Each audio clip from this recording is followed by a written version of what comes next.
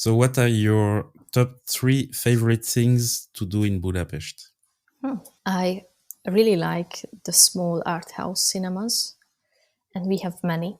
So I suggest Pushkin, which is really has a golden wall and lights and like this aristocratic interior. And I also like Urania, which is very similar. Like it's really detailed and it's like a theater, film theater.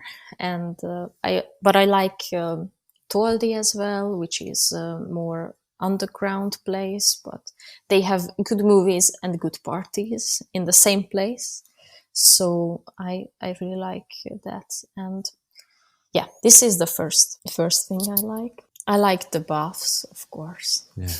I wish, because sometimes I forgot about them.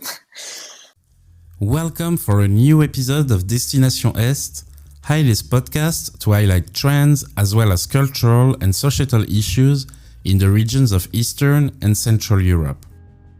My name is Thibaut Boudot.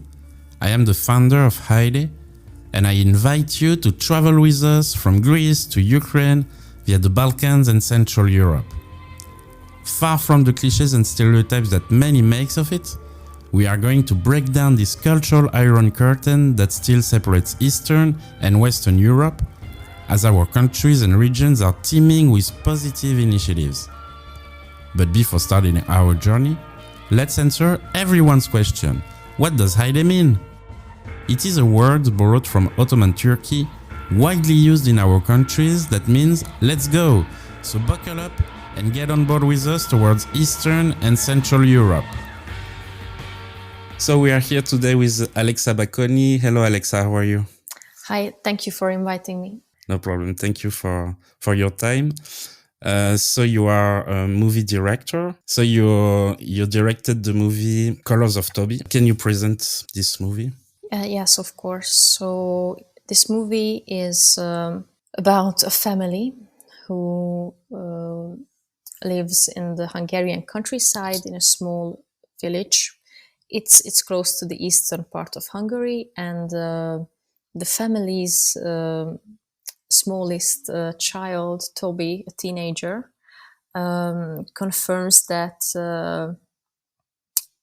is transgender, and later admits that Tobi is gender non-confirming. And this is really a hard topic for the whole Tusa family.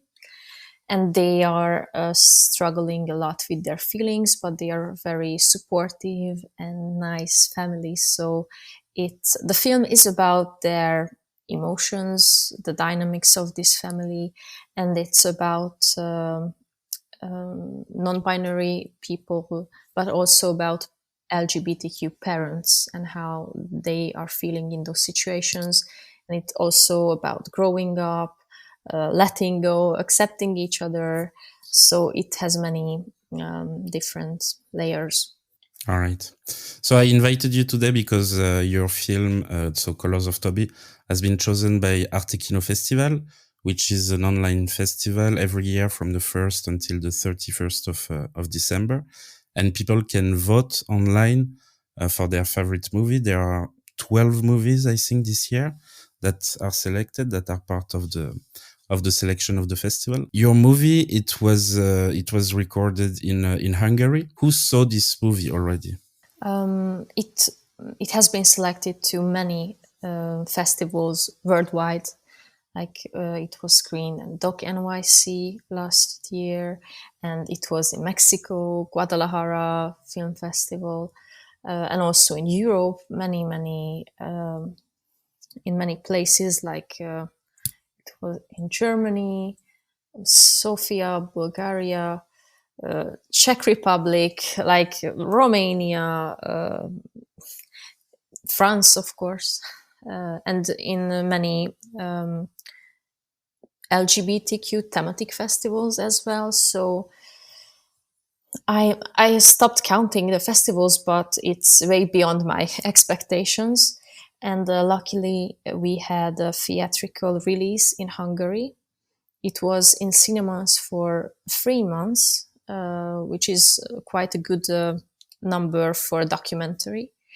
And of course, art house cinemas were more interested than the multiplex ones, but it was great. And it was seen here around 5,000 people. All right. So it was great. Nice. And how did people react about this movie? To be honest, they really liked it. Like, of course, it moved their emotions. And I think this movie is a good conversation starter. Also, if you're not interested in LGBTQ topics at all, or had no idea before, or like, I think that it's really gives another angle or gives some help to understand what is going on. And I think people really like this. And I think in one way it's because of the movie, but on the other way, the family, like Tobi and the mother Eva and the father Zoltán, they are all really nice people. So you can't really say that you don't like them because they're so nice. So everyone was really happy to see them, and they were really amazed in a way, like how open they were about their own lives. Yeah, I saw this movie like a few days ago. It really moves me. There is something that I like to share with you. I mean, for people of our age, I'm born in 1989. I saw that you were born in 1990. It was difficult to identify because there were not, I mean, for the people of the LGBTIQ plus community, it was difficult to identify because there were not a lot of different gender or sexuality on our screen. Is it something you were thinking about while doing this film for young people to have an example? Yes, and also for families to have an example, like how can you handle a situation. But to be honest, I was also exploring many things with the family. Like when I started, I had a different, like what non-binary is, I was not familiar with at all. And during the shooting, and also when Tobi made the coming out, it was becoming clear to me. And now I'm happy that I know what it is. And it's like a long learning process to talk about gender stuff. All right. Especially in Eastern European countries? Yes, because there is a more conservative view on gender topics, but I think that the society is when they have knowledge, they can understand. And that's what I wanted to do with this film. Like, I think it's not an educational film. It's like a film. It's about people, about emotions. But of course, you can hear about those topics as well. And when you see it happening in real lives, it doesn't seem so frightening anymore. Yeah, and we can see that with the mother. I mean, she has a lot of questions. And even when she's getting someone from her son, I mean, we can see that she still has a lot of question. So yeah, I mean, there is a lack of education. You just said that you don't want to make an educational movie, but we can still see this movie like that. I mean, because we are experiencing with the parents, just as I did in real life. Like, that's how the audience is experiencing. And I'm really happy that the parents are asking questions, asking for time to think about what is happening. I think it's really human and relatable. Yeah, and people need to. I mean, if they don't know about the subject, they are looking online for the answers of their question, and that's kind of the same with this movie. I mean, with the situation in this family. How did you find this family, by the way? It was. It started like 5 years ago or more, 6 years ago now. Oh, the time is flying. I was in the finishing year of film school, and I wanted to do a diploma project. And one of my friends came out as a transgender woman, so like at that time the opposite of Tobi's situation, and we were talking a lot about it. I was really not familiar with it, but I was really curious, and we were shooting for a little time, but then she said she doesn't want to participate because she doesn't want this kind of attention, and I said, okay, let's stop and forget about it. But I was still curious. I still wanted to do a film about on this topic, and my friend told me that there is a parents group, LGBTQ supportive parents group in Budapest, and there are some nice people. I can meet them. And I started to talk with Eva because the place where they live in the Hungarian countryside is really close to my grandmother's place. So this was a connection, and we were chatting, and then once I said, like, I would like to go to your place and let's talk about anything, or at least about the idea of the film. And it was in 2016 in July. It was a very hot summer day. And when I arrived, they were like asking me questions about what are my intentions about their story. And I said, like, what I would like to do is something that is not superficial. I would like to follow you for quite a long time, get to know you, get to know your feelings. And they were thinking about the idea. And then the family said, okay, let's do it. Let's start it. Let's see where it goes. Because they had some kind of media attention before. They wrote some articles on their situations in a women's magazine, which is the WMN magazine, which is quite famous in Hungary. And then some of the media wanted to show their story in a very quick way, in a very sensational, or like not in a way that is good and respectful for their situation. And they rejected them all, but somehow, I don't know, they trusted in me, and I really wanted to be worthy for their trust. And I also told them, like, look, I just finished film school. Maybe I need a little more time to figure out how to do this, but I would really like to do an honest film, an emotional film, and yeah, that's how it started. And then I was writing a lot about synopsis, treatment, also like visual style, and it was like, I wasn't sure instantly how to do this. I just started to write a lot, think a lot, and I had a producer at that time, so Gabor Osvát is his name. He helped a lot to collect a crew, to start to take the work seriously, and yeah, we started, and we were shooting and editing at the same time, because we had quite a lot of material, but we knew our material really well. Like, we didn't left the editing process for the last moment. So it was really nice. So in a nutshell, Yeah. that was right.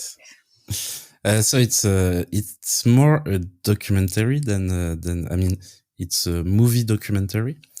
But you never say a word in the movie. I mean, you just let the image and the actors doing their job.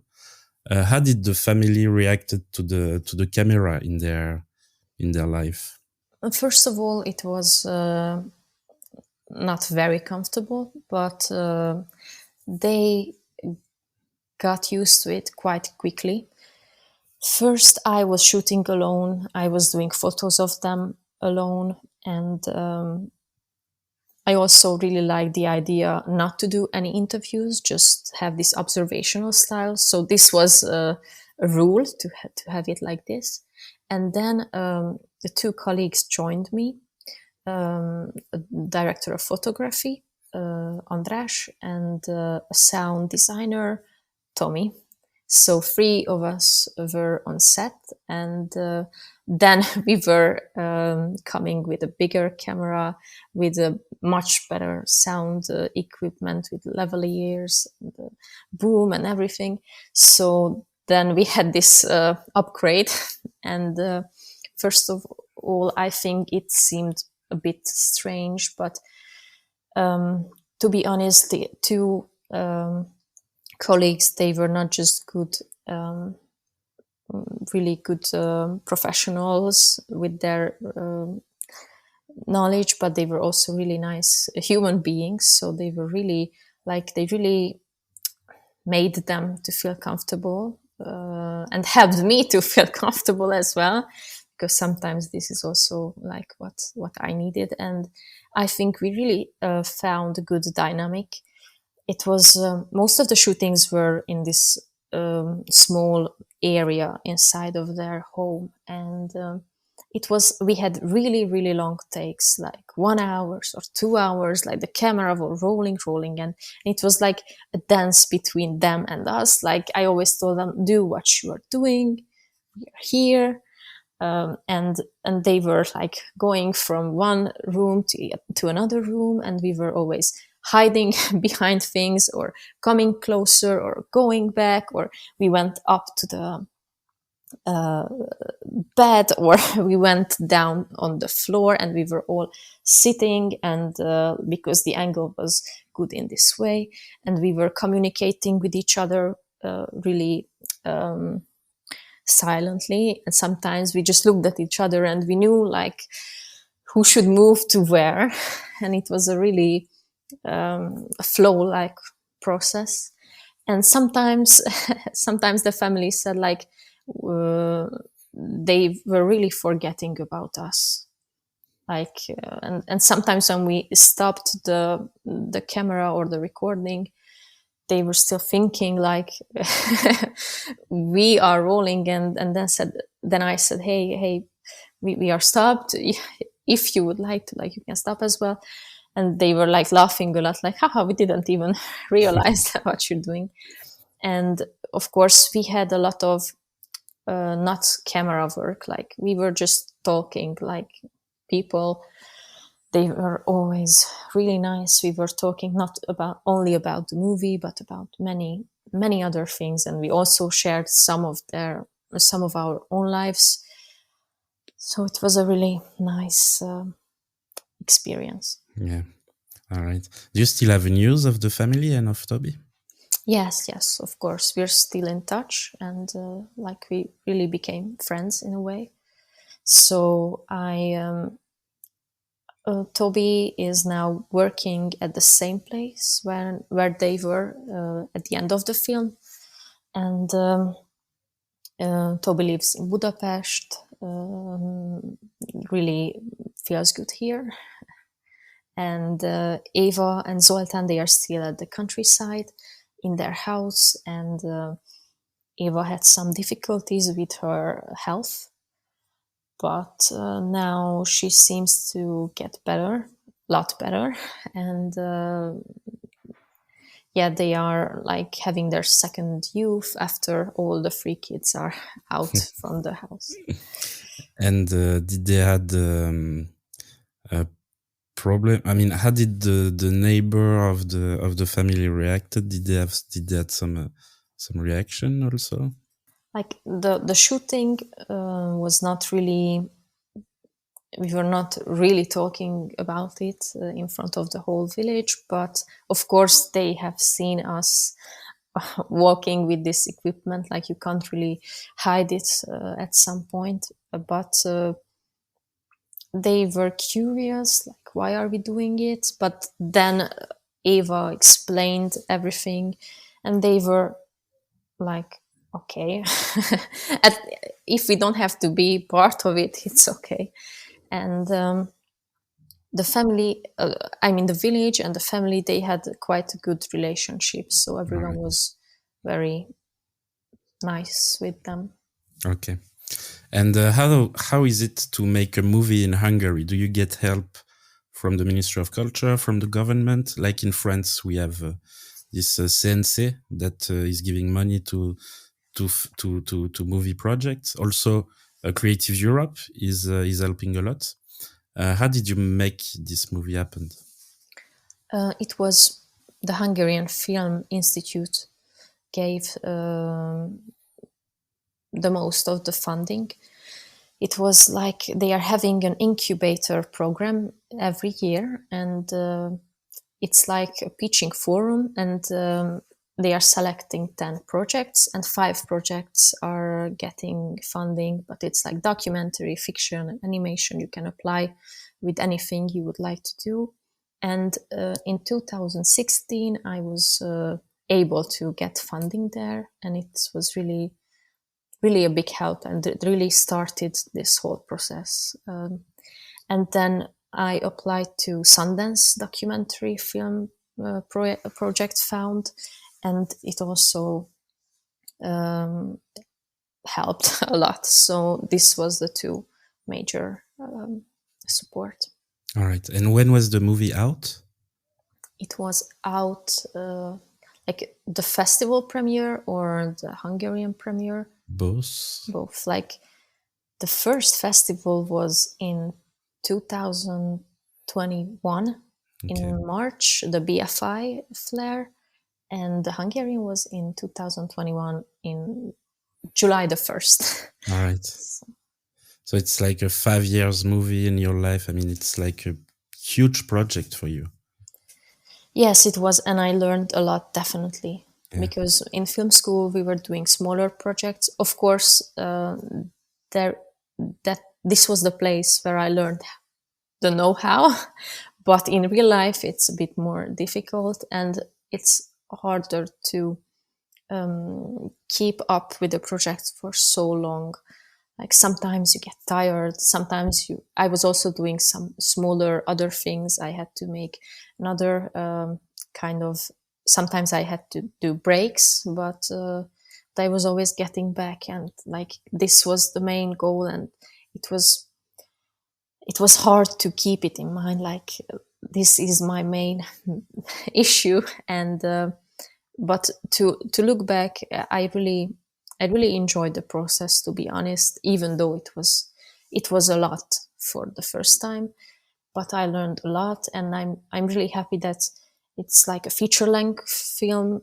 I learned the shooting process, I learned the editing process, I know how to build it up, like where to. Of course, there are no rules like you have to do a documentary like this or that, or you have to do a film this or that, but there are some general things that are becoming obvious after a while, and I know when I will start a new project, I will have to learn a lot of things again, but I really hope that there will be some mistakes I will not make, at least. Yeah. So it's your 3rd movie as a director. How did you get interested by doing movies? Like it was not really intentional. I went to the same school before. Like the film school had a television part, and when I finished high school, I started as a television producer or something like this, and there I realized that I don't want to do television, because like I would like to get more to deep. I like to do art and not journalism, and I after the BA or the basic years, I applied to the documentary film director course, and I think it was a really good idea, and I had really nice teachers, and I'm very grateful that I realized that what I'd like to do, and I was not really far. Like I'm not coming from something really else. It had some connections to filmmaking, but I also realized that I would like to do fiction at some point. So what interests me in any kind of film is the honesty and I don't know, the meaning and the feelings, and I think it could be managed in a fictional way, and it could be managed well in a documentary way. And sometimes the difference between the two is not as big as we think, in my perception. Yeah, all right.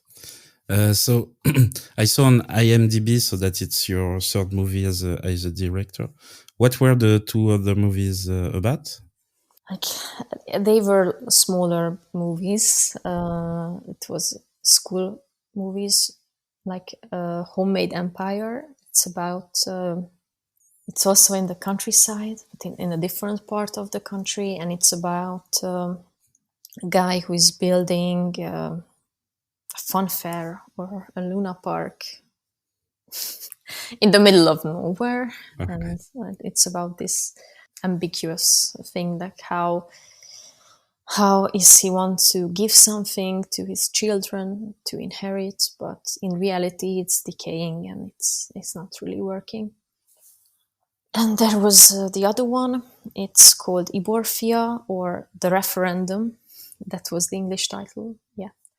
And it's about Hungarian's smallest village, which is on the west, where I am from, and like 10 people are living there, and it's a really poetic and slow movie about their everyday lives. Like, nothing is really happening, but one day there is a referendum about refugees.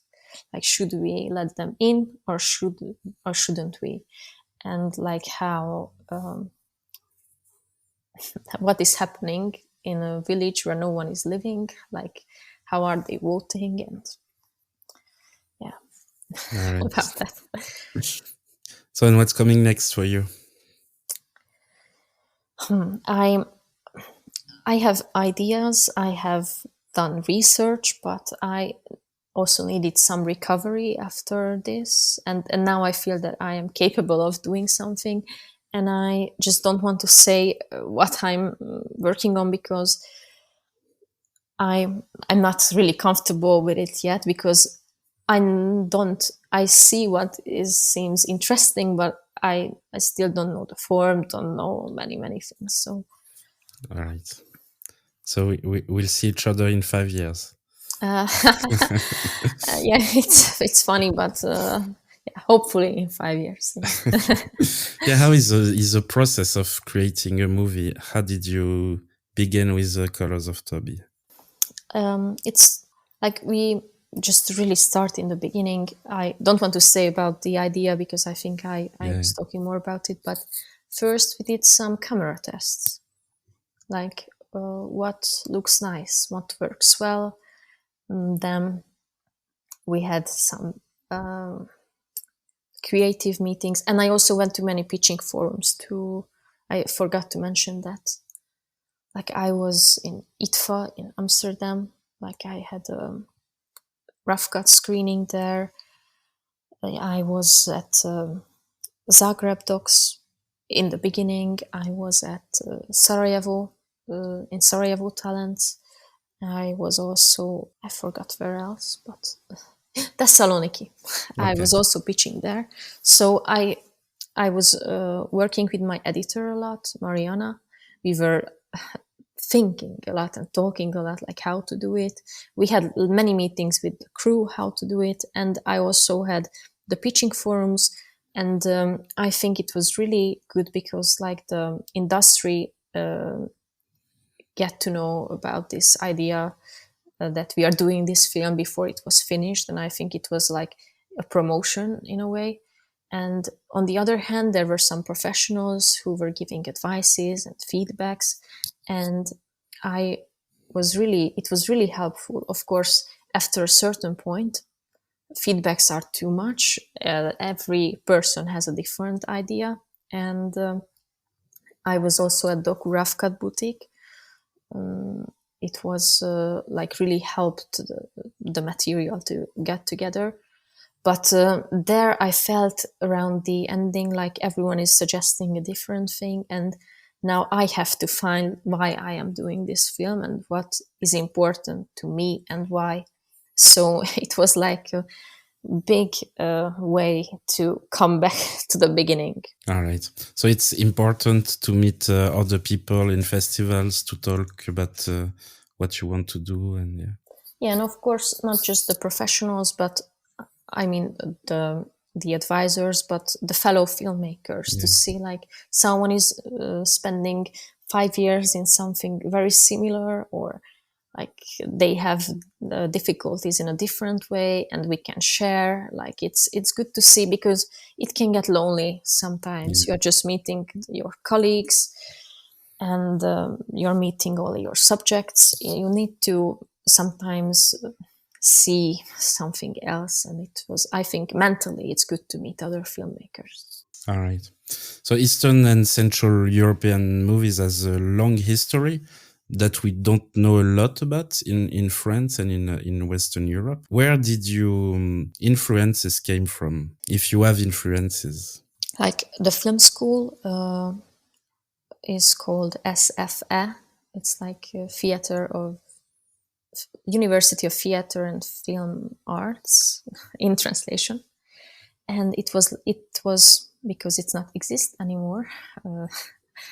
It was like the only place in Hungary where every filmmaker went before. So it had a really big history, and it was like a mentor and a student relationship for generations. All right. And I can't say like I'm inspired by this guy or that, but I can say that there was a really good atmosphere, and we learned a lot about different tastes, different approaches, but something was common unconsciously, or it's hard to explain, but I really feel that there was heritage that went on, and it was very nice to be part of that. All right. Do you have some names of Hungarian director that we can watch? I really like my teacher, Tamás Almási. He is focused mostly on documentary. I really like his work. I really like Béla Tar, of course. Like he's an icon. And I really like Pál Schiffer. He's also mostly to documentaries, or Zoltán Fábry. He's more fiction. I really like also the contemporary creators like Ildikó Enyedi. She was also in that school, so yeah. All right. Thank you for this advices. I will add it in the description of the podcast. Now I have some question more about traveling and about what you do, and some advices also on what to do in Budapest. So what are your top 3 favorite things to do in Budapest? I really like the small art house cinemas, and we have many. So I suggest Pushkin, which is really has a golden wall and lights and like this aristocratic interior. And I also like Urania, which is very similar, like it's really detailed, and it's like a theater, film theater. And I like Toldi as well, which is a more underground place, but they have good movies and good parties in the same place. So I really like that. And yeah, this is the first thing I like. I like the baths, of course. Yeah. I wish, because sometimes I forgot about them, but it's coming back from time to time. But I like also the smaller ones. Yeah. Because in Széchenyi nowadays, like it's too crowded. Mm-hmm. But I like Lukács, and I like Király. I don't know if it's opened or not anymore, but Lukács is definitely. Yeah, that's the second. And the third thing. I like to go to theater, Yeah. classical. I like also like the underground places, which is more like experimenting kind of theater. I like Urani. Yeah, I was there last Really? time. Last time I went in Budapest in February, I went there just to grab a drink. I haven't seen any theater or anything, but I went there. It's great place. Good to hear. I also like Skene, which is in the building of the. It's funny because in the building of the University of Engineering, Okay. and it's a really beautiful building, but has like no connection to theater at all. Yeah, I think these are the three major things. All right. Do you have a routine in Budapest? Like every day? So I sometimes I feel like I have a certain place I like, and I am visiting this place until I am tired of it, and I find another place. So mostly I'm at home because I like to be here, but I like to go to drink a coffee, for example, at Flow, or I like Csendes, or I like Fekete. Okay. But I I like to have a party like in every. I like to go out every weekend to somewhere. I like to walk in the city. I think I don't really have something that is a pattern. All right. So do you recommend us a place to go out, like a museum, a venue, festival where you like to spend some time? Yes, I like there will be a documentary film festival in January, the BITF, Budapest International Documentary Film Festival, and there are some really good movies and good programs. We had Versio in November. Unfortunately, you have to wait a lot for that, but it was at Toldi, and it was really nice, and there were nice parties, nice screenings, good talks, and I like the summer festivals as well. Sziget, of course, it's more mainstream, but it's a must. And I think we have nice museums. We have Szép Művészeti at Heroes Square, and we have Műcsarnok, like they are in front of each other, and we have Magyar Nemzeti Galéria, the National Gallery in the Castle district. Like it's really nice, not just the museum, but also the view. You can see the whole city, and in the Castle district, it's really like everything is really cozy, little, and old. All right. So I know in some countries, like in France or in Germany, people in big cities like Paris, Berlin, or other cities, people from underground culture, like artists from underground culture, are all are meeting a lot and giving them advice, like in movies, in music, and in other cultural fields. Is it the same in Budapest? Like, some people from other cultural field? Yes, there are some places where artists can meet, but I think there's not enough, or in my opinion, it's not enough. Like there is Ráckert or Manyi or places like that, but those places are nice, but sometimes I think you can meet people more after a screening or a premiere, or it's not really centralized Yeah. nowadays, like more chaotic. Okay. All right. So let's talk about local gastronomy. Do you have a typical dish to recommend? Like typical Hungarian, you mean? Yeah. Yeah, like I like the fish soup, Uh-huh. which is a really peppery. It has a strong taste. I also like the chicken paprikash with like really soft chicken, and we are eating a lot of sour cream and some galushka, which is some small pieces of pasta, but it's like you are doing it yourself. All right. Like it's not store bought thing. Like this is as a side dish. It's really good with the chicken.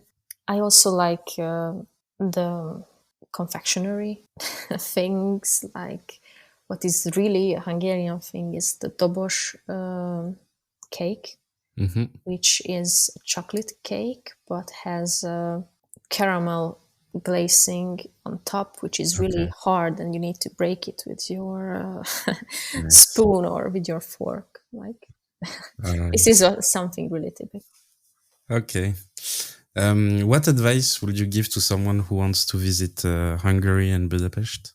I would suggest to explore the city and not only go to the TripAdvisor places.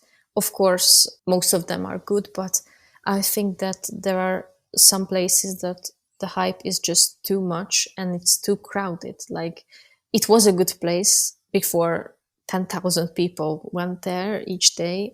I'm just saying a number, but for example, the Széchenyi bath is, I think it's not enjoyable anymore because it's like too much. Or if you go to a really touristic place, go rather during the week, not on the weekend. And just sometimes, like if you meet someone somewhere, go with the flow. Because I think there are some interesting places, but you need some more time to find them. And the city center is not that big, but I think there is also a center in the center, and I think it's not that great. So even if you go a little bit to a different direction, it's still really close. But like after a few streets, no one is there anymore, and it has more the characteristics of the city as it is on usual days. All right. So you travel a lot as a movie director. I mean, you've done a lot of festival. How do you prepare yourself for your trips, and do you have time to visit the city when you are traveling for work? Yeah, when we had this festival route with Colors of Tobi, I was really lucky because like COVID was over and I could go to almost everywhere. Yes, I like to explore the city, and if I have the time, I like to add some extra days on my own expenses, or like because I think it's worth it to see stuff. I like to have big walks. I like to get to know something typical as well. Nowadays I'm not traveling a lot because like when the festival route was over, I get a bit tired because it's like it can be tiring after a while and you just want to stay at home. But I like to know different cultures, even though like something that is really close and I've never been there. I've never been in Czech Republic before. Okay. And it's really close. Like, why not? And it was nice there to see some similarities. And for example, Mexico was nice because there was nothing similar to Hungary at all, but I really enjoyed it. So I think you can find joy and beauty anywhere. Yeah. So, and what can we find in your backpack when you are traveling? I am using sunscreen like very often, even though in winter. Okay. And when I'm going to longer routes, I like to use this travel pillow that is around your neck. I like to, like when I am having a flight that is really long, I'm wearing socks that are long and compressing because it helps the blood flood. And some doctor told me once that if you are traveling for a very long time on an airplane, you need to wear those because it helps the circulation, and like it's really, you don't think that it's dangerous, but it can be. So it's like now I'm really careful about it, because I don't want to have problems with my circulations on a plane. I hope that it's not overreacting, but yeah, this is what I do. And I'm a kind of person that has a big backpack. Like I like to have masks. I like to have clothes for different kind of weather. Like I like to prepare, and also I love the noise cancelling headphone. Yeah. Like it's a All right. lifesaver. All right. Can we find you on social media? Yes, I'm on Instagram. My name is Alexa BAKONY, like Okay. how I write my name. And also I'm on Twitter. I'm using it less, but All right. it's the same name. And also the movie has an Instagram. It's Colors of Tobi, and the Twitter is also Colors of Tobi. All right. So if people want to see that, you can check it directly online. So is there a series, a film, a video, or a book that make you love cinema when you were young? Harry Potter, of course. Okay. So if I say the word HAJDE, what does it make you think of? It makes me think of Eric Romer's film, the La Collectionneuse. Am I saying it correctly? La Collectionneuse, yes. Yeah. Because the female protagonist's name was HAJDE. All right. And I really loved that movie. Like it's about love triangle, but it's about philosophy and friendship and existence. So I was amazed by that film. All right. It's I see that it's a movie from 1967 and of Eric Romer. Yeah. Romer, yes. All right. I have a challenge for you before finishing the podcast. Can you teach me a few words in Hungarian? Yes. Or do you have something you would like to know, or what you want? If you have some ideas. Would you like to know a sentence or rather words? Because a sentence is okay. Yeah, something not too hard, because I did that already with Hungarian and it's a bit difficult. Okay, this is what you are doing now. Like I'm sitting in a purple pullover. Okay. Lila pulcsiban ülök. Lila pulcsiban ülök. Yeah, that's quite good.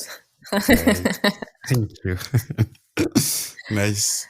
And so to finish the podcast, do you have a recommendation for us? I mean, it could be a song, an Instagram account, a YouTube channel, a film, anything you want. I've seen a good Hungarian movie recently. The title is Larry. Okay. It's a name of a guy who is from Hungarian countryside but wants to be a rapper and chooses the name Larry to have a cool name. And it's really nice movie. It's a fiction one, and it was really inspiring to me, because I think there was a strong artistic concept, and it was a really exceptionally good film. All right. I'll add the if I can find the link, I'll add it to the description. And just one more, why I liked it, because it is also in Hungarian countryside, and I realized that I really have a thing for that. Yeah. And they really made a vision about it that is realistic, even though it was in fiction, like characters that are from there and they are having good sides and bad sides, because sometimes I feel that it's really simplified, and I don't like that. And it has this movie, you really felt the atmosphere, but it was really respectful, and I really liked that. All right. Okay, thank you so much for your time, Alexa. Thank you. You can find Colors of Tobi online on the ArteKino Festival website until the 31st of December. And you can also vote for the best movie of the festival. Thank you for your time, and so see you in 5 years. Hopefully. And thank you very much for inviting me. Thank you all for listening to us. Thank you also to our guests for this beautiful story. Finally, thank you to the Slovenian band Nowhere for kindly lending us their music, Colors. You can find them on all the good streaming platforms. While waiting for the next episode, do not hesitate to react to this podcast by giving us your tips. You can also follow HAJDE on social networks, comment, like, and share. See you soon, bye!